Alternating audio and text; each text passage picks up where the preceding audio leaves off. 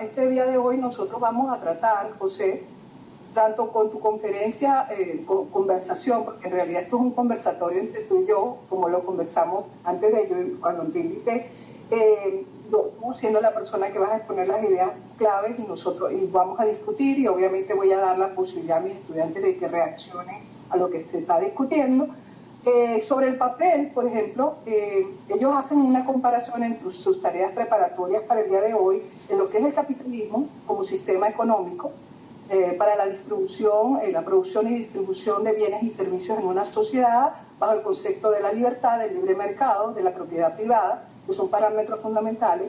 Y evidentemente yo les hice, donde el gobierno puede tener un papel, porque lo ha tenido históricamente en los llamados capitalismos regulatorios o regulados, que ocurre después de 1929, pero que básicamente le permite al Estado intervenir, por ejemplo, para generar unas condiciones propicias para el funcionamiento adecuado y equilibrado de ese mercado.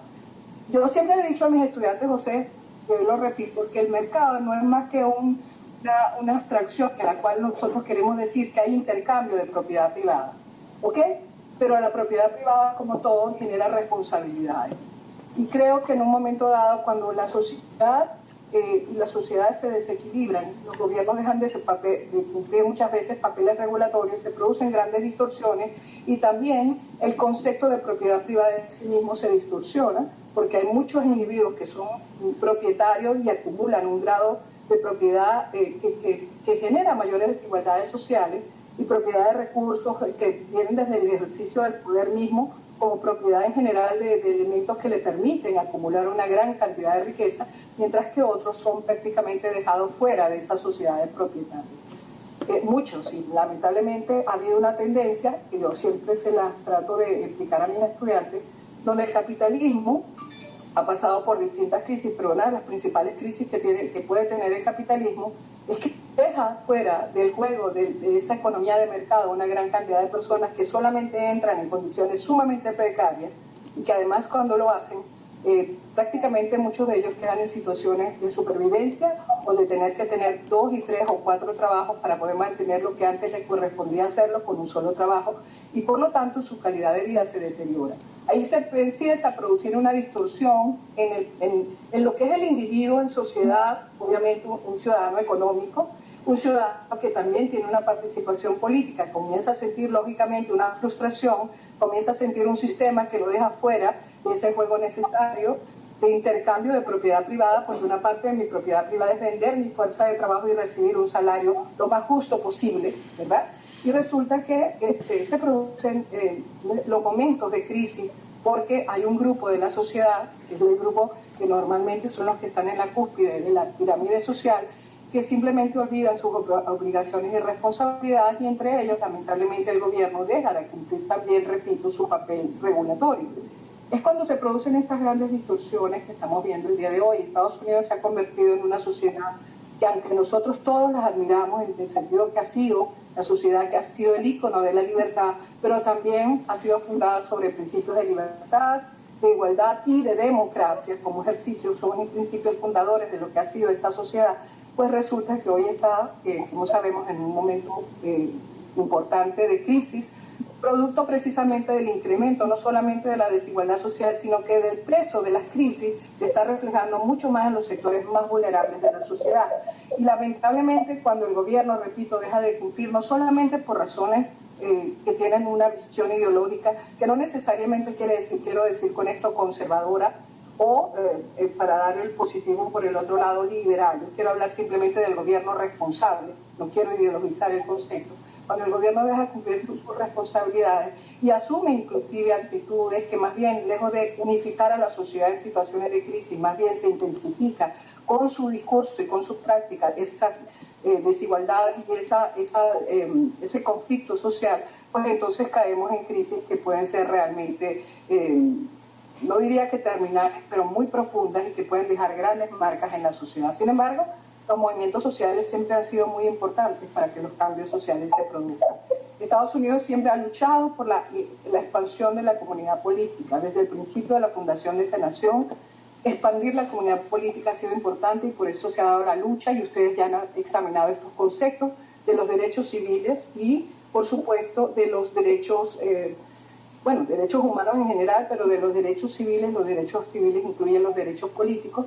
Y bueno, en esas circunstancias, evidentemente, los movimientos sociales han sido motores fundamentales para el cambio social en los Estados Unidos. Quiero decir esto porque, repito, estamos en una circunstancia muy especial, donde además el mundo está enfrentando una enorme pandemia, en la cual, como dice recientemente, por cierto, les mandé y voy a mandarle a mi amigo José Antonio Cisneros, el querido doctor Cisneros, que tenemos el día de hoy, la última revista Foreign Affairs, que habla del World After the Pandemic, el mundo después de la pandemia. Y en ese hay un excelente artículo de Francis Fukuyama, que ustedes deben recordar como uno de los teóricos fundamentales del fin de la historia, precisamente cuando cae el muro de Berlín, se produce el llamado fin de la Guerra Fría, lo que él no estaba previendo, obviamente uno sabía que no iba a prever, y que probablemente estamos entrando en otra nueva Guerra Fría entre dos sistemas, el sistema que representa el sistema chino y el sistema, ya no diría solamente norteamericano, sino de las sociedades occidentales capitalistas democráticas. Esa es una nueva Guerra Fría, pero él fue uno de los propulsores de la tesis del fin de la historia. Bueno, él habla y hace una reflexión necesaria de cómo las sociedades, tanto democráticas como no democráticas, han respondido, y que habla de tres variables muy importantes. Una de ellas es, por supuesto, el elemento institucional, cómo está preparado institucionalmente una sociedad para responder a una situación de crisis. El segundo es la confianza de la gente en las instituciones, con cuánta confianza puede la gente sentir que las instituciones están cumpliendo su papel. Y el tercer elemento que él habla, esta combinación, es el liderazgo, porque hay una crisis profunda de liderazgo, que se refleja obviamente en el hecho de que lamentablemente las sociedades, cuando se sienten desprotegidas, terminan poniendo sus ansias y sus esperanzas en un líder que muchas veces, lejos de solucionar los problemas en la sociedad, lo que hace es profundizarlos. Y cuando se pierde la confianza en las instituciones, en el liderazgo, y se pierde sobre todo el consenso social y la capacidad de la sociedad de construir consensos, que ha sido históricamente, por ejemplo, clave en esta sociedad, por supuesto se pierde el sustrato para tener políticas públicas legítimas, se pierde el sustrato y el elemento fundacional para tener la paz social, y en consecuencia se puede romper, como pudiera pasar en cualquier sociedad, incluyendo esta, el contrato social. Entonces yo quiero dejar esta reflexión necesaria, muchachos, porque vamos a hablar con el doctor Cisneros en un momento en que se presentó un cisne negro, y tú sabes a qué me refiero. Esas situaciones fortuitas que a todo el mundo se le escapa de las manos y frente al cual el mundo no estaba preparado, y que también revela las profundas debilidades y distorsiones que pueden existir en una sociedad que no permiten que esa sociedad responda de manera asertiva y efectiva a esa situación inesperada y profundamente traumatizante. En este caso estamos hablando de la pandemia del COVID-19, que no necesariamente el COVID-19 es la gran pandemia. Podría venir algo peor y ustedes lo saben. Lo que sí sabemos es que es altamente infecciosa y que hoy por hoy Estados Unidos es el primer país en cantidad de infectados y cantidad de personas muertas por la crisis. Somos el 25% de la cantidad de los casi 500.000 personas que han muerto a nivel mundial, y tenemos más de 2,5 millones de personas infectadas. Y como ustedes saben, no solamente no hemos salido de la primera ola, sino que la primera ola se ha profundizado, porque lamentablemente tomamos la decisión precipitada de abrir, no solamente antes de tiempo, sino de abrir de manera no necesariamente responsable, y los individuos no asumieron su papel en cumplir con esa responsabilidad social de mantener la distancia social y tomar las previsiones necesarias para simplemente no infectar a otro ser humano ni infectarse ellos. Alguien me dijo recientemente que el no utilizar máscaras era equivalente a tener una persona en la calle manejando bajo el efecto del alcohol. Es decir, una persona que se está comportando de manera irresponsable consigo mismo y con el resto. Bueno, quiero dejar esta reflexión para entrar con el doctor Cisneros, a quien, como dije, no solamente estimo, sino que es un gran profesional de la medicina y además un conocimiento realmente multifacético y profundo. Gracias, doctor Cisneros, por estar con nosotros. Gracias, Vilma. Bueno, buenos días a todos. Para mí es un gran halago todos estos comentarios que tú has hecho, y quería entrar ya en materia, hablándoles a ustedes, digamos, de la significación que esta prueba de estrés está teniendo a nivel global. Vilma lo llama el cisne negro, ¿no? Nosotros los médicos usamos el test de prueba, la prueba de esfuerzo, que está sometiendo a un estrés enorme todo, la economía, los sistemas políticos, los sistemas éticos, los sistemas de todo tipo. Y vamos entonces a entrar en la materia de lo que a mí me ha apasionado toda la vida, que es la salud. Desde los comienzos de la organización humana se hizo evidente para las tribus la importancia de la salud de la tribu.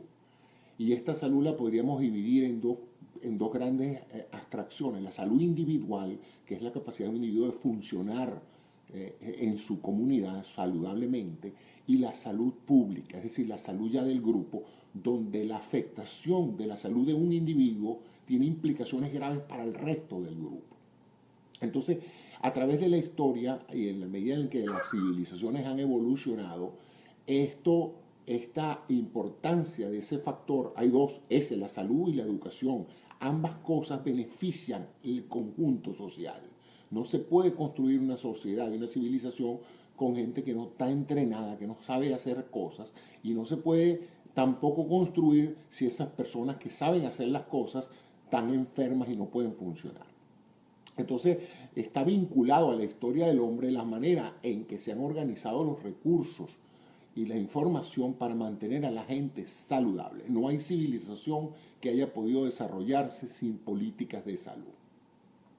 En eso se ha creado entonces un gran espectro de concepción de la salud desde un punto de vista de la sociedad. ¿Es la salud una responsabilidad de la comunidad total o es una responsabilidad del individuo? Y entonces ahí tendríamos el espectro de sistemas de salud que ustedes van a conocer a través de la historia y que actualmente hay. Hay, por ejemplo, constituciones de países donde la salud está consagrada en los estatutos legales y es un derecho del ciudadano de exigir que el Estado ofrezca acceso a los servicios de salud y calidad en los servicios de salud. Pero también hay estados que han dicho, mira, esto es mejor dejarlo en la oferta y servicios del mercado, de manera de que sea el mercado el que ofrece estos servicios, esta accesibilidad, y en esa competencia se logra una mayor eficiencia en la asignación de recursos. Porque los dos extremos son los siguientes. En el Estado concentrado, un grupito de personas en una administración central distribuye los recursos de la sociedad para producir soluciones de salud. En el otro se deja al libre mercado, a la oferta y la demanda, pues donde hay una persona enferma habrá alguien que se gane la vida sanando a esa persona. Entonces ya ahí tenemos los dos extremos, digamos, de cómo una sociedad administra sus recursos científicos, tecnológicos, de capital y en general de recurso humano, porque la atención a la salud es hasta ahora no lo hacen los robots. En otras palabras, es un servicio con un profundo costo laboral humano. Vamos entonces ahora también a hacer otra definición importante entre un sistema político y un sistema económico, porque en estos momentos hay una confusión organizada para crear una gran maquinación social en todos los sistemas. Eso no es una cosa de los Estados Unidos, para confundir sistemas políticos con sistemas económicos. Durante toda la vida los sistemas económicos funcionaron en una manera bien privada. Desde el mismo momento en que el primer indio construyó su flecha, pues sencillamente esas eran sus flechas, pues esas no pertenecían a la comunidad, sino que eran de él, pues. O sea que de una u otra manera se inicia ese comercio de bienes y servicios en una comunidad y así se construyó todo hasta la emergencia, digamos, del reconocimiento formal y legal del capital como una propiedad de la persona y no de grupos feudales que controlaban los medios de producción, etc. En el marco de esa realidad que llamaríamos capitalista, que viene pues desde el punto de vista del calvinismo europeo, desde el proceso protestantista, se desarrolla pues esta concepción de la virtud de adquirir capital y de conservarlo, y se crean todos los marcos, digamos, legales para que la propiedad no solamente sea respetada, sino sea heredable, o sea, tú la puedas trasladar a tus herederos. Entonces, en ese sentido, pues, emerge de las desigualdades producidas por esa forma de lo que llamarían hoy capitalismo salvaje, es decir, es una total concentración de la responsabilidad de la salud en título privado. El que se enferma, bueno, eso es problema de él, eso no es problema de los demás. Claro, esto confronta una crisis cuando vienen las famosas enfermedades infecciosas y se afecta. Acuérdense que mientras el hombre era cazador-recolector, los grupos humanos eran muy pequeños. De tal manera que cuando alguien se enfermaba, con alejarse de la tribu y formar otra tribu, tenías tú para resolver tu problema de salud pública, de salud grupal. Pero cuando la gente empieza con el desarrollo de la agricultura a aglomerarse en ciudades, se produce la tormenta perfecta para los procesos epidémicos, que es gran cantidad de gente en sitios pequeños y con una gran posibilidad de contagio. No podías salirte porque no tenías otro sitio, no tenías otro hábitat donde residir. Y entonces, evidentemente, las mortandades eran enormes. Pues las epidemias vienen precisamente como concentración de actividad humana en ciudades. Y de hecho lo hemos visto, pues, en el mismo Estados Unidos los primeros brotes de este proceso fueron en las ciudades más pobladas. Pues. Si ustedes se van a una ciudad donde el próximo ser humano está a 3 millas de distancia, pues es muy poco probable que que la gente se infecte. Entonces, dentro de ese marco de lo que son los sistemas políticos, tenemos entonces los sistemas autoritarios y los sistemas democráticos.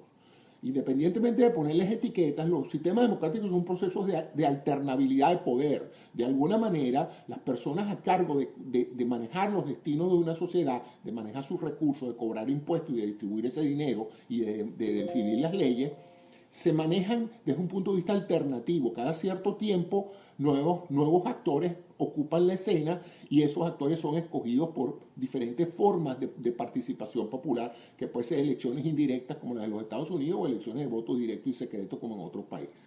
Entonces, ahí tenemos un sistema político alternativo. Y el otro sistema son sistemas donde, o por incapacidad de las sociedades de ser tan homogéneas que permitan la participación social, se emergen liderazgos autocráticos. Es decir, alguien se alza con el poder y dice, aquí se va a hacer lo que yo digo. Y entonces él inmediatamente crea una oligarquía, un grupo de personas que lo apoyan y que se benefician de ese poder de control, y evidentemente el resto de la sociedad se organiza de esa manera. Es un sistema político. Pero aparte de eso, hay el sistema entonces económico. Y cuando emerge el comunismo como una forma de centralización de los medios de producción, pues se establece entonces también la concentración de una oligarquía que decide las necesidades económicas del resto de la gente. Y todo el mundo tiene que someterse pues a ese sistema. Ese sistema fracasó, no funcionó. Incluso la gente más comprometida con el éxito de ese sistema, como fueron los rusos y luego los chinos y luego toda la gente que de alguna manera se vio atraída por el modelo económico comunista, se dio cuenta de que pareció ignorar aspectos de la naturaleza humana que son esenciales para que la gente produzca y eficientemente funcione creativamente generando bienes y servicios. Entonces, eso ha ido pasando y aún los sistemas que hoy llamamos comunistas se han dado cuenta de que la prosperidad económica viene, como decía Adam Smith, de la mano invisible, esa necesidad del individuo de producir algo para mejorar su calidad de vida, y en esa mezquindad, en ese egoísmo de yo buscar mi prosperidad, genero pues una cantidad de bienes y servicios que son útiles para otros, y el comercio, pues ya ustedes habrán visto eso en cualquier clase de economía básica. Esos dos sistemas económicos, entonces el comunismo y el capitalismo desde el punto de vista económico, y la autocracia y la democracia desde el punto de vista político, establecen toda la gama de sistemas de salud que ustedes ven ahorita. ¿Cuáles son la gama de sistemas de salud? Sistemas totalmente socializados, donde el Estado es dueño de los hospitales, aloca los recursos económicos, tecnológicos y económicos, y la población simplemente va al hospital o es atendida por el servicio que el Estado le designa. Es decir, el Estado se ocupa de su atención, pero el Estado decide por usted qué médico lo va a ver, qué servicios va a atender y qué calidad de servicios va a atender. Eso es un sistema. El otro sistema es el sistema totalmente privado, donde Se le dice, mire, nosotros aquí no nos metemos en nada, nosotros simplemente creamos un marco legal para la administración de drogas, para que nadie le meta un veneno equivocado, para la certificación de los equipos tecnológicos y para la acreditación del personal médico. Pero fuera de allí, cada quien que busque su médico, que busque su clínica, que compitan, que busquen los mejores recursos y bueno, que salgan para adelante y las personas pagarán de su propio bolsillo eso. Y los que no puedan, pues suscribirán un seguro. Entonces tenemos toda una industria aseguradora que ofrece los servicios de asumir el riesgo de la posibilidad de que una persona se infecte o se enferme.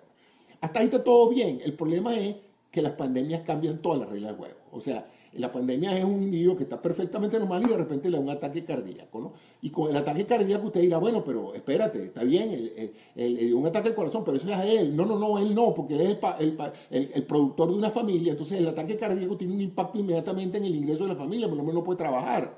¿Sí? Y si el hombre conduce un conjunto educativo, pues ya los estudiantes se quedaron sin profesor también. Entonces, imagínense ahora que el ataque cardíaco fuera contagioso, o sea que si los hijos vienen a atender al papá, también sale con su ataque cardíaco. Entonces llega un momento en que ya el problema del ataque cardíaco no es un problema personal, es un problema que afecta a toda la comunidad, ¿verdad?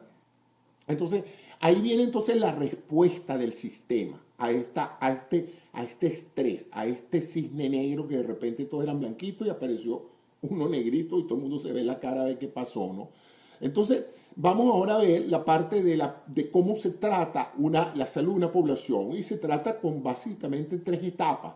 La etapa de prevención, la etapa de curación. La parte de prevención es donde más los países y los sistemas políticos pueden actuar, que es la identificación temprana de las causas de riesgo de una patología y las recomendaciones, sugerencias o regulaciones, ¿verdad? Por ejemplo, las vacunas. El proceso de las vacunas en muchos países es obligatorio. ¿Por qué? Bueno, porque si tú no vacunas a tu hijo, no solamente pones en riesgo la vida de tu hijo, pones en riesgo a todos los muchachos de la escuela donde tu hijo va.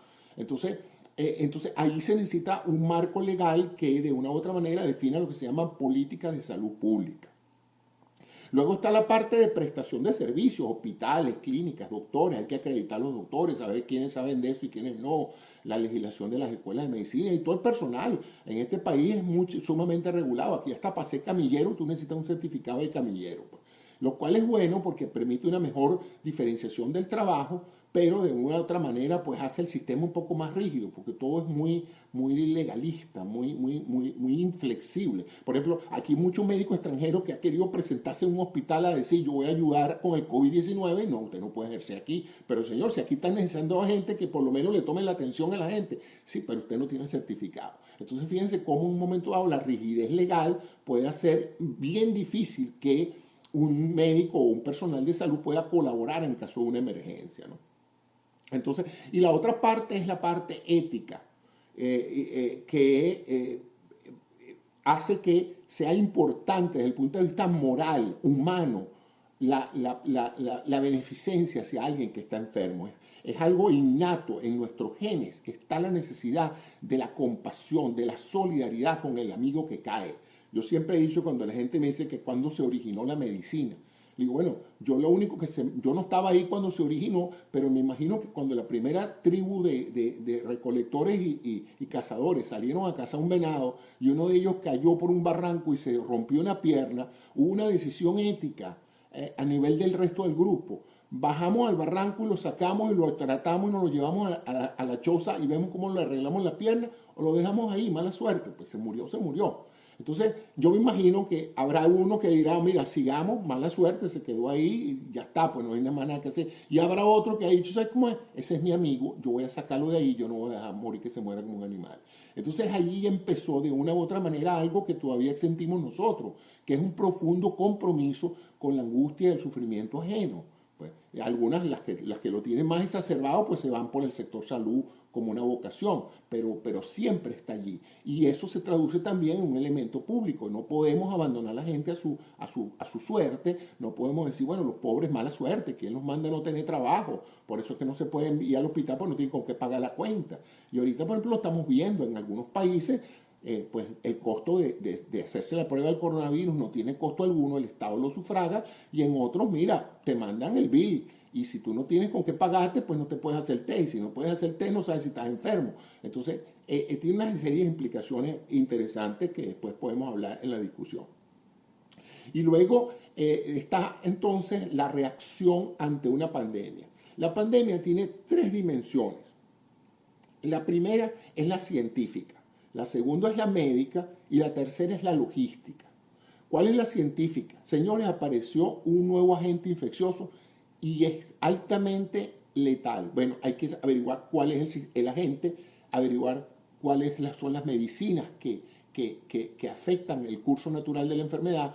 Hay que desarrollar la vacuna, hay que buscar toda esa parte. Esa parte la maneja el ámbito científico. Ese ámbito científico tiene que dársele total libertad de acción porque ellos son los que le van a decir a los políticos qué hacer.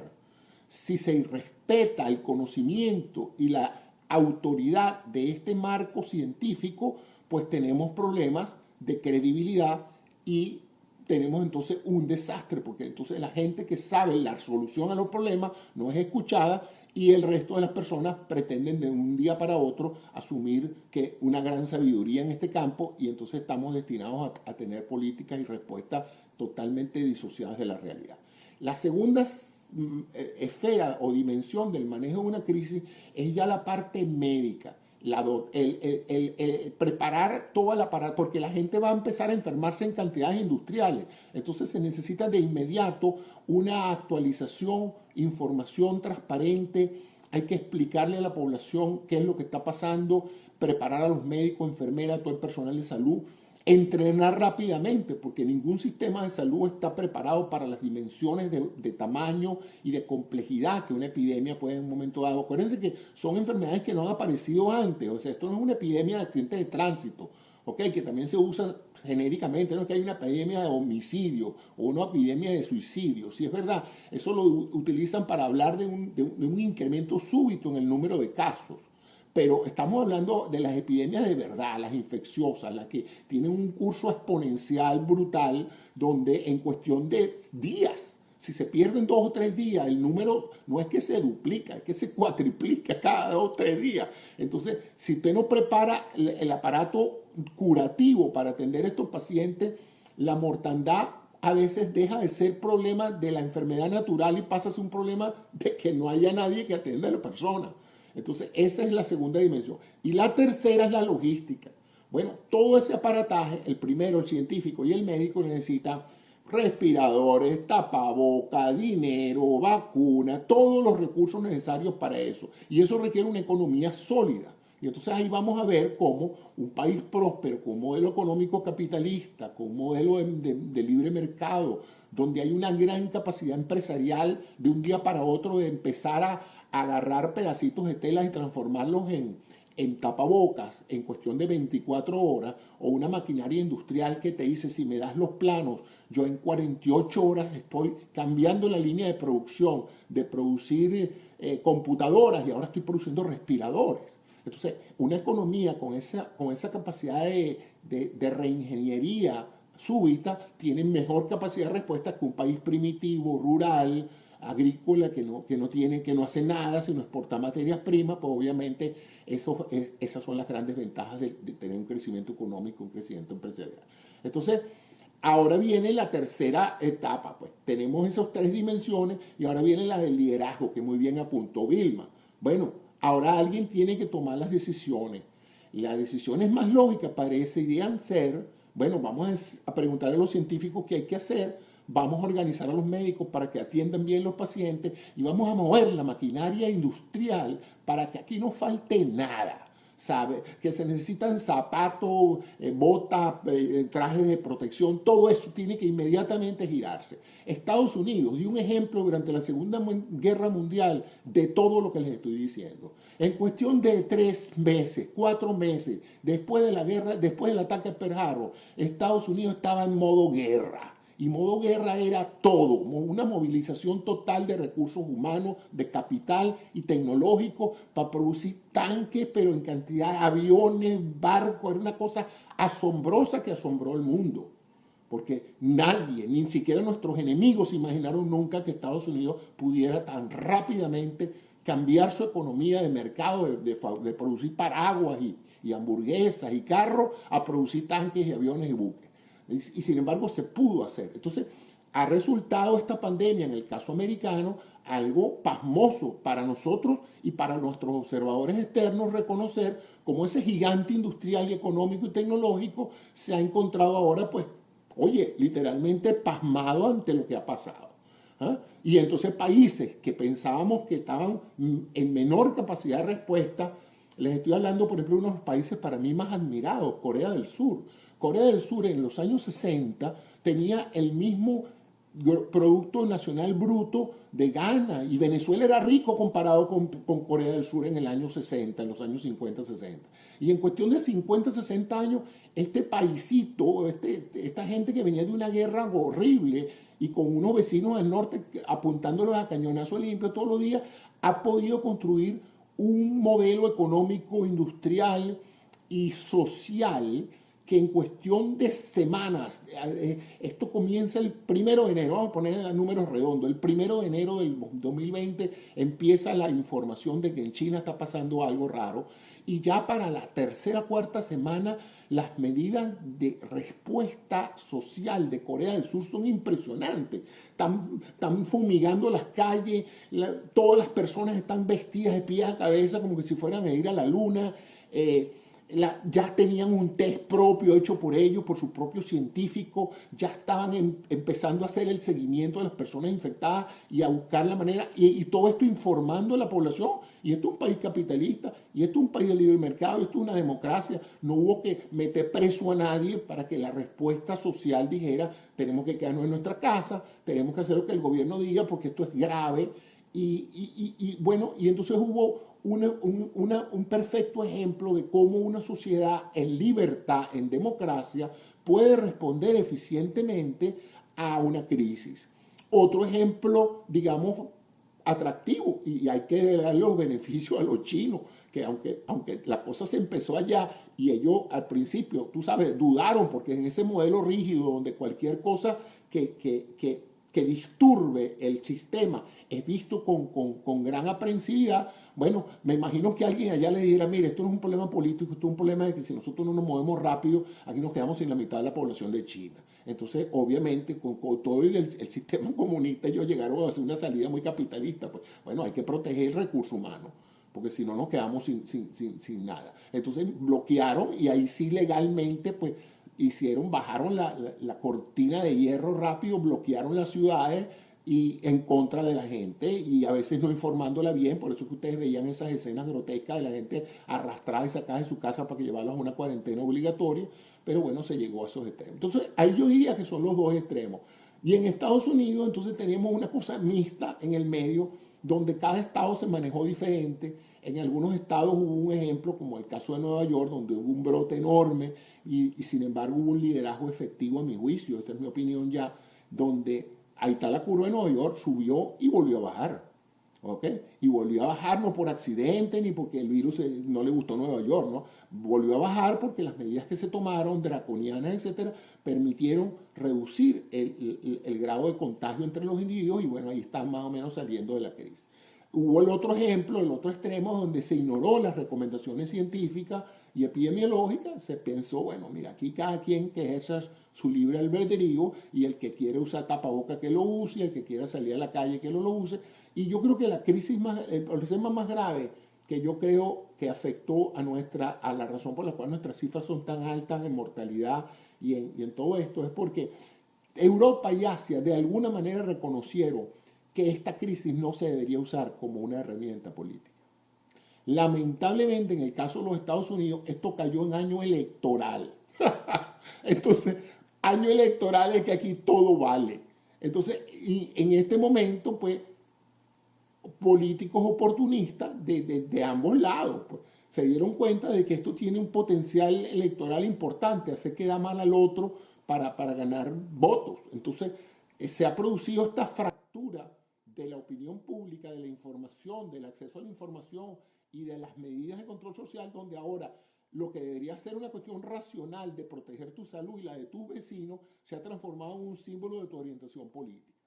Y entonces, bueno, eso era un poco lo que yo quería resumirles a ustedes de cuál es mi visión de todo esto, de que los estados tienen responsabilidades legales o éticas sobre la salud de su población. Las epidemias forman una oportunidad única de demostrar la importancia de hasta qué punto las decisiones individuales afectan a tus vecinos y de que la respuesta de una sociedad tiene que ser rápida, efectiva e integrativa, porque los virus no conocen orientaciones políticas, los virus no saben de economía ni nada, los virus simplemente pues afectan al que esté al lado y ellos puedan mudarse de un huésped a otro, pues recreando su ADN, porque los virus son eso, son códigos genéticos que buscan preservar su integridad como entidad viable, pues. Entonces cuando ocupan una célula, pues, y la célula muere, se mudan para otra célula, pues. Entonces ese es mi comentario de hoy. Me gustaría escuchar sus planteamientos y si tienen alguna pregunta, Vilma, con mucho gusto, será un placer hablar de esto. Permíteme felicitarte antes de que por favor los estudiantes empiecen a conversar. Quería hacer algunos comentarios, primero muy oportuna, porque tú das la perspectiva de la medicina. Por favor, mantengan sus micrófonos apagados, como un proceso de salud pública necesario para, y cómo de hecho se encadenan los elementos que hablábamos de las instituciones, el consenso social producto de que la gente cree en un sistema que funciona porque las políticas públicas están orientadas a dar respuestas a las demandas sociales y porque hay una sociedad organizada para precisamente enfrentar las situaciones que confrontan, y finalmente el liderazgo.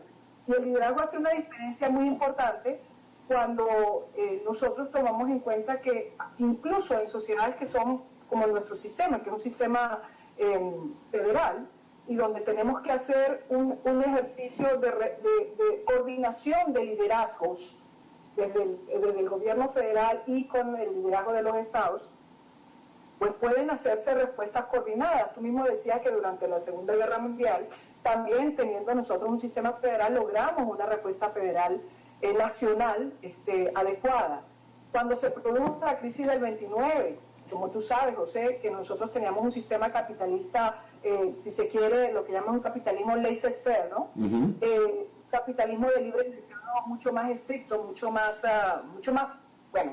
libre, en el sentido clásico de la palabra, donde funcionaba básicamente la mano invisible del mercado. Resulta que ellos decidieron en ese momento, gracias a las políticas keynesianas que adoptó el presidente Roosevelt, al principio reluctantly, como dicen, a él no le gustaba mucho Keynes, pero finalmente logran convencernos, tú sabes que es así, y entonces entienden que la mano invisible del mercado tiene que combinarse con la mano visible del gobierno.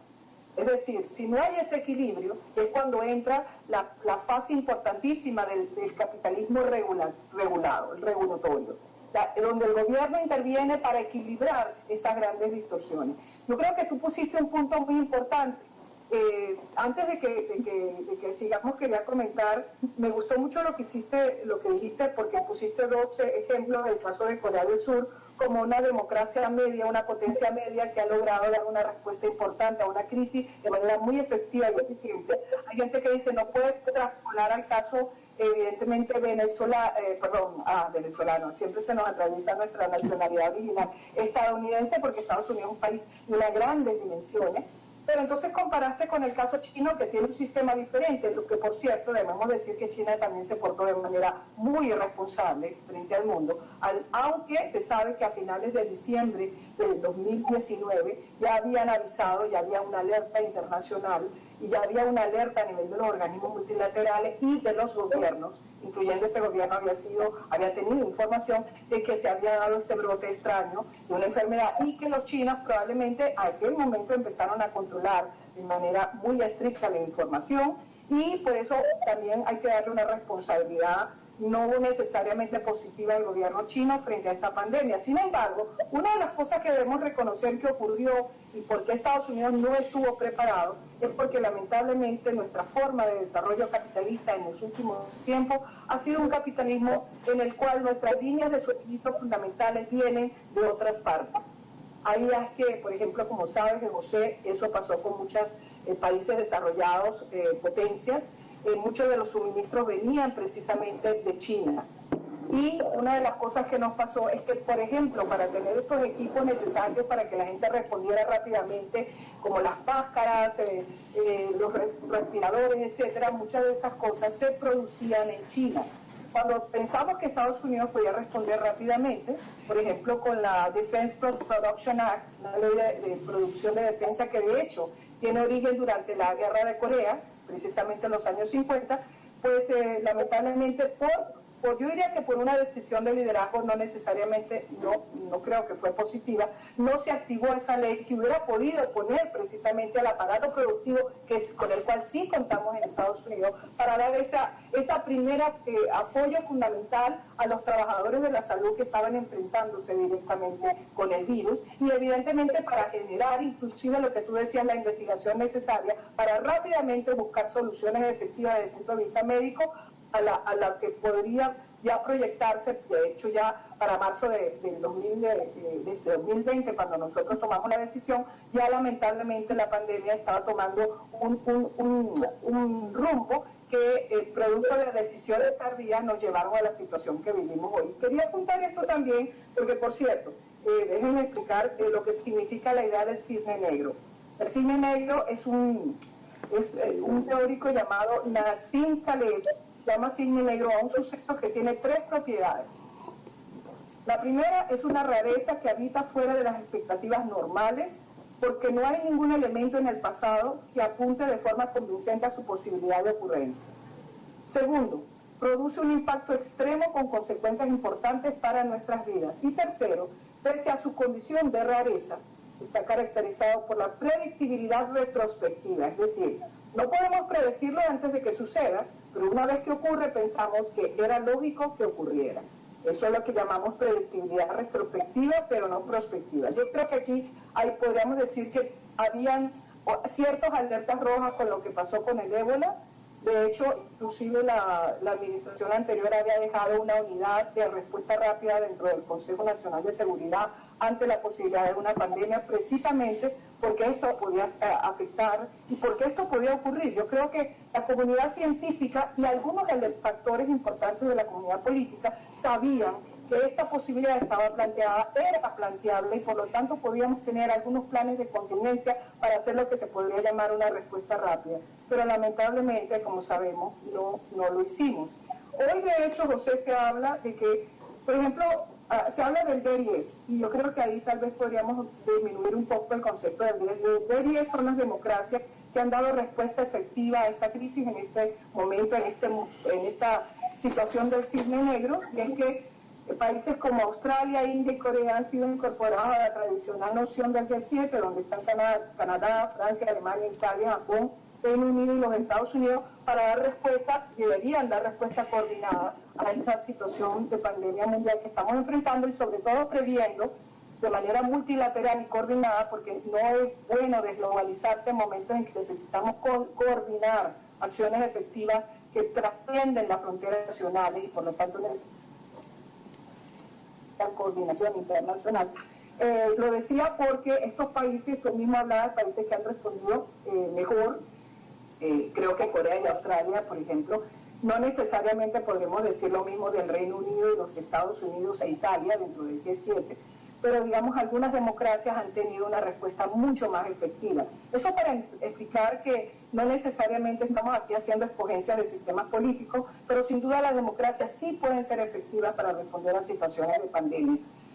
Y bueno, finalmente quería apuntar que me parece muy oportuno que el doctor Cisneros haya mencionado la necesidad de una política pública en materia de salud. Nosotros sabemos que en este momento, incluso a nivel de una decisión ya propiamente de la administración actual, están pidiendo, y yo quería después que tú nos comentaras, que la Corte Suprema de Justicia acabe definitivamente con la ley de salud Obamacare, en la cual muchas personas, no, y quiero decirte esto porque yo creo que aquí se producen hasta preocupaciones de índole personal.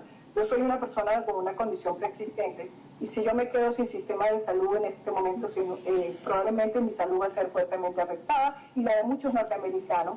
Y quería que apuntaras eso porque estas son parte de las respuestas. Si hay una posibilidad en la cual 40 millones de estadounidenses o más puedan ser afectados por la disolución del sistema de salud que existe a través de la ley Obamacare, que no es perfecta, que puede ser reformable, en un momento en que además estamos enfrentando una pandemia, no parece oportuna una decisión política de esta índole. Y por eso quería también apuntar esto último, porque esto acaba de ocurrir prácticamente hace unas horas atrás, y realmente, como tú decías, el sistema de salud, que ya nosotros empezamos a dar una respuesta que permitiera hacer la combinación necesaria entre la mano invisible del mercado y la mano visible del gobierno, que era precisamente Obamacare, y también generar un sistema de salud que permitiera también que funcionara el libre mercado, pero que además le permitiera al individuo tener la opción de optar por un sistema de salud que le garantizara un mínimo de condiciones de salud necesarias, sobre todo en condiciones como esta. Pareciera que no solamente no estamos dando respuestas, sino que por razones de que tú creo que lo mencionaste, necesariamente de un momento electoral y de una polarización extrema para dar respuesta a las problemáticas sociales, podríamos eliminar algo que es fundamental, que es, por ejemplo, un sistema de salud, una política de salud pública que realmente nos permita hacer un frente, enfrentar esta pandemia tanto en lo individual como en lo societal y, por supuesto, a nivel gubernamental. Solamente ese comentario, no sé, ya quería que nos hablaras de este momento porque creo que primero quiero hacer un comentario que a mi juicio también me ha hecho reflexionar mucho sobre este mi nuevo país, ¿no? Además de toda la parte que hemos hablado de las políticas de salud, de los sistemas económicos, del liderazgo político y tal, está un elemento claro y ha sido la evidencia de la precaria nivel educativo de la población en general. Estamos hablando de países que hace 40, 50 años tenían pobreza enorme y no tenían prácticamente gente educada. Y hoy no solamente han dado un ejemplo de eficacia administrativa y de conducta democrática y ciudadana, sino que es que la población en general mayoritariamente ha actuado de manera educada. La respuesta ha sido realmente asombrosa. Y en cambio, en un país como Estados Unidos, donde tú deberías asumir que la educación, la prosperidad americana ha generado una inmensa cantidad de gente educada, tenemos gente, chico, haciendo cosas que parecieran de países del tercer mundo, como es salir corriendo a emborracharse un día siguiente porque hay la apertura. O sea, tú ves la conducta ciudadana irresponsable y que no concuerda con la de otros países como Australia, Nueva Zelanda, los países escandinavos. Esto es algo que no se veía nunca aquí, pues. Entonces te hace preguntar realmente si es que hemos degradado muchísimo la educación ciudadana, la conducta cívica, la responsabilidad ciudadana de aceptar medidas y de ser responsables. Por ejemplo, en Suiza y en Suecia hubo una mayor apertura, no se hicieron medidas draconianas, pero la gente por convicción personal hizo su distanciamiento social. No les ponían multas, la policía no los obligó a quedarse en su casa, pero la gente no salía, y si salía guardaba su distanciamiento social.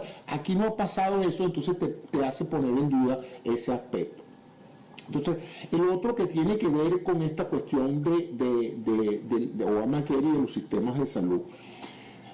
Hay dos tipos de liderazgo tradicional que se conocían, que es el liderazgo eficiente de personas que saben lo que están haciendo, con un gran conocimiento de las materias en las cuales están tomando decisiones, y aquellos que no están muy bien informados y por lo tanto sus decisiones son equivocadas. Entonces se dice que hay gobiernos buenos y gobiernos malos. Pero es que también hay una nueva forma de gobierno, que es el gobierno desastroso, que es el gobierno que le echa gasolina al fuego, es el gobierno que toma las medidas no por desconocimiento ni nada, sino que las toma en el momento más inapropiado. Por ejemplo, esta decisión de disminuir el financiamiento del NIH en materia de investigación de enfermedades infecciosas y de eliminar un sistema de salud que le ha ofrecido a 12 millones de personas acceso a médicos a través de un sistema de seguro, ¿cómo vas a eliminar eso justo en el momento en que tú estás todavía enfrentando un incremento en el número de casos? Eso es poner a las personas que en un momento dado podían necesitar acceder a ir a ver a un médico en una situación de doble estrés. Ahora no solamente hay que estar preocupado por el virus, sino que hay que estar preocupado por el hecho de que cuando yo llegue al hospital no me van a recibir porque no tengo la tarjeta del seguro, porque ya ese seguro no está vigente. Esto es algo literalmente que no raya en la aptitud o ineptitud, esto raya en la maldad. En que tú dices, bueno, pero estos son tipos de sistemas donde se está tratando de aterrorizar más a la población. Y nosotros venimos de un país igual, donde las decisiones que se tomaban parecían estar conducidas no a una decisión buena o mala, sino a una decisión de aterrorizar a la población, pues, de hacer que se vayan, de que se alarmen más. Pues. Entonces, aquí el gran fracaso, a mi juicio, ha sido que todo este aparato institucional y todos estos planes ya hechos dependían de un solo activador, que era la convicción en el presidente y en su equipo de gobierno de que la emergencia era real. Como el liderazgo no quiso nunca reconocer la realidad y el peligro del problema, pues el sistema no se disparó. Como en otros países funcionó porque desde el primer momento sus líderes dijeron, esto es grave, hay que tomar medidas ya y aquí no podemos estar jugando con esto. Aquí se trató políticamente de decir, no, vamos a disimular el proceso. Aquí pasó lo mismo que pasó en China. Los chinos no quisieron que nada diera la sensación de que el gobierno estaba fuera de control. Y aquí pasó lo mismo. El presidente no quiso en ningún momento alterar el curso político del bienestar económico que se venía dando y dijo, bueno, déjame hacerme loco con esto y cruzar los dedos para que aquí no pase nada. Pero pasó. Entonces ahora esa tardanza en implementar los planes, las medidas y eso, trajo las consecuencias que están pasando. Y todavía hoy mismo hubo estados, gobernadores de estados que se rehusaban a ver lo que ya estaba pasando en el estado vecino, como diciendo, en vez de decir esto que pasó en Nueva York va tarde o temprano a pasar, aquí no va a pasar, nosotros podemos dejar las cosas como están, y dejar que haya conciertos, y dejar que haya actividades de grupo, etcétera, y ahí están las consecuencias. Si tú ves hoy los estados donde está subiendo el número de casos, fueron los estados donde no adoptaron medidas, y ya no hay posibilidad de decir, no, pero es que nosotros no sabíamos la magnitud, porque los chinos escondieron las cifras, no, ya esto era el dominio público, y aún así no se tomaron las consecuencias. Entonces, esto va a traer un proceso de revisión que va a concluir con las decisiones que tome el pueblo americano este próximo noviembre, pues, de ver si este liderazgo merece darle una nueva oportunidad o si esto pues probó una total ineptitud. Y todos estos cambios tienen consecuencias. Vamos a ver cuáles consecuencias se producen en los próximos meses, pero lo cierto es que este virus no se ha ido, el virus está allí, cada día hay más chances ahora la nueva tendencia es hacer creer que el aumento del número de casos es porque se están haciendo más pruebas, pero no hay problema, simplemente la gente se hace la prueba y sale y ya está. Sí, pero lo que la gente pareciera ignorar es que mientras más gente haya activamente con el virus, esté o no sintomática, más chances hay de que haya muerte, porque las muertes son una consecuencia fraccional del número de infectados. Pues si es verdad que no todo el mundo se va a morir, pero más se va a morir si hay más infectados. Entonces, la última cifra del CDC es que, obviamente, tú sabes que hay como una contradicción entre lo que dice el liderazgo nacional y lo que dicen las instituciones a cargo, incluyendo aquellas que han sido también lamentablemente en algunos sentidos politizadas, como el liderazgo del CDC, pero acaban de decir que probablemente es 10 veces más la cantidad de infectados que estamos diciendo. Es decir, pudieran haber 20 millones de personas infectadas en los Estados Unidos. Y si las cifras están como están, ya ustedes saben que nada más el día de ayer hubo 40.000 casos a nivel nacional y 9.000 casos en Florida. Es decir, ya nosotros desaplanamos la curva, volvimos otra vez a los números y a subir, de hecho, por encima de lo que estábamos a mediados de abril del 2020. Es decir, que estamos como, no diría como si no hubiéramos hecho ninguna medida, porque lo estamos haciendo sobre 127.000 personas aproximadamente ya fallecidas. Es decir, no estamos en la misma situación que cuando empezamos a tomar estas medidas. Y eso implica que como tú creo que lo apuntabas bien, no solamente ha sido una falla sistémica de liderazgo, no solamente nacional, sino a nivel de algunos gobernadores, porque incluso los alcaldes han tratado de tomar mejores decisiones, pero han sido contradecidos por los gobernadores, sino que también vemos un ejercicio irresponsable de la libertad, producto de esta polarización del concepto, incluso de la libertad, porque es increíble que gente esté protestando, y hablaban de liberar a los estados, cuando estábamos teniendo medidas de distanciamiento social, cuando estábamos asumiendo que debíamos tener máscara. Hay reuniones que han salido videos que se han vuelto virales de gente con unas tesis, con unos mezclotes conspirativos en la cabeza, donde hablan desde Bill Gates, el Deep State y la religión, etcétera, por el hecho de utilizar máscara. Y eso te indica el grado de intoxicación ideológica y política, y yo diría que hasta religiosa, que ha sufrido la gente, y también que le ha distorsionado el concepto del ejercicio responsable de la libertad. El hecho de ponernos una máscara no elimina nuestra libertad. Y hemos visto cosas extremas, José, como personas que llevan máscaras y otras personas las atacan por llevar máscaras. Y uno dice, ¿pero qué es esto? Si esta persona está ejerciendo su libertad, no solamente de cuidarse a sí mismo, de cuidar a otros, y está siendo literalmente perseguida por el hecho de simplemente comportarse como un ciudadano responsable. Eso lo quería apuntar porque realmente es muy lamentable que se haya vuelto parte de un ícono de las guerras culturales que han fracturado la sociedad estadounidense el solo hecho de simplemente ponernos la mascarilla. Es verdaderamente lamentable. Quería dejar abierto, José, a que mis estudiantes ahorita conversen contigo. No sé si me están escuchando, muchachos. ¿Tienen alguna pregunta, algún comentario que hacer? Este es el momento con nuestro invitado de excepción, maravilloso, gran amigo y gran profesional, y además un experto en el área médica y tecnológica, como ustedes saben, y un ciudadano de excepción. Adelante. ¿Alguna pregunta?